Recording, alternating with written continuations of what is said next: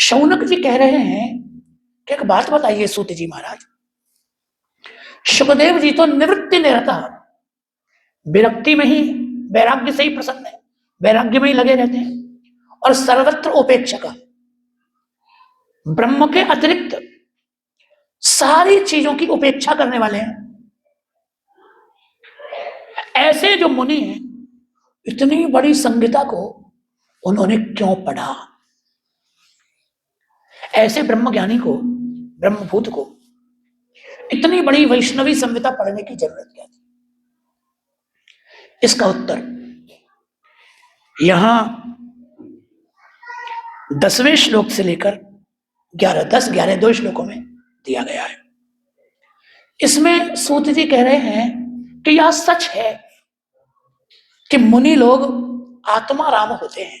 आत्माराम माने अपने आप में मस्त रहने वाले, आत्मरमण। आत्मरमण का दृष्टांत क्या? देखो, सावधानी से सुनो।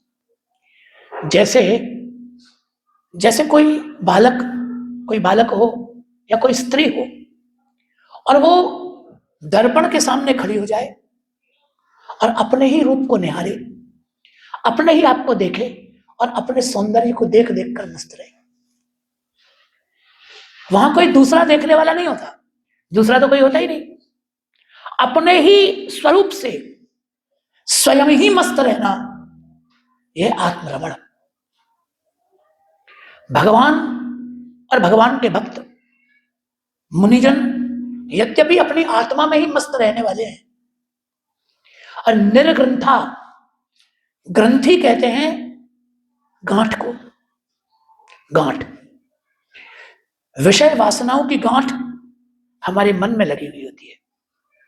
अनेक गांठें अंतःकरण में बंधी हुई है, लेकिन आत्माराम मुनियों के हृदय में कोई गांठ नहीं होती। उनका हृदय खुला हुआ होता है, वासनाओं का कोई बंधन उनको नहीं होता।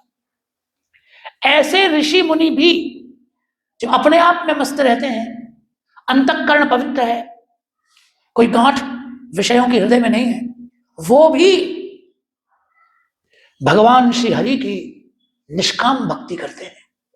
क्यों? वो क्यों करते हैं?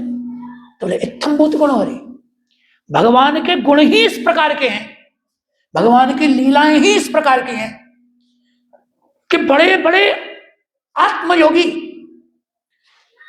बड़े बड़े पवित्र हृदय के लोग भगवान की कथा में रमण करते हैं, भगवान के गुण उन्हें आकर्षण कर लेते हैं। और ये बात यहां तो सूत जी कह रहे हैं। द्वितीय स्कंद के पहले अध्याय में यदि देखेंगे तो ये बात सुखदेव जी भी कह रहे हैं।